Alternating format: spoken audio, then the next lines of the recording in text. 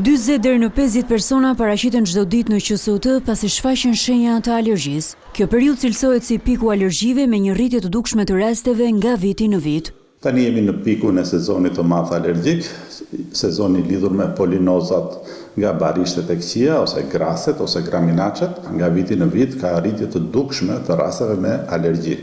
Mjeku alergolog Mehmet Hoxha shpreh se polinoza ose alergjia nga polenet nuk prek vetëm rrugët e sipërme të frymarrjes, por edhe mushkëritë, duke sjellë vështirësi të theksuara në frymarrje tek shumë pacientë. E veçanta si vjet që do të veçoja është që polinoza nuk mjaftohet vetëm me rrugët e sipërme të frymarrjes, pra me sy, hund, koll, fyt, por është shumë e shprehur dhe prekja e rrugëve të poshtme të frymarrjes, pra të mushkërive.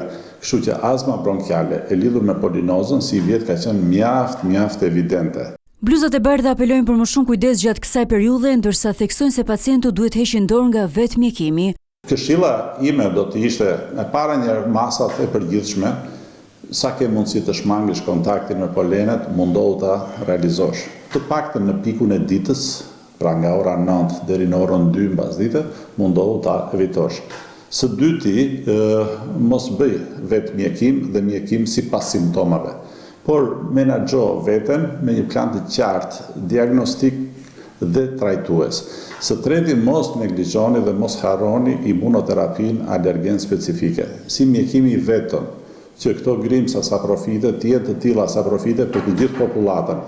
Polinoza prek kryesisht të rinj duke shkaktuar simptoma si rruf, të shtima, kruarje dhe bllokim hundër si edhe koll irrituese. Në disa raste shoqërohet edhe me azmë bronkiale, simptomat e së cilës janë fishkëllim dhe shtrëngim në gjoks.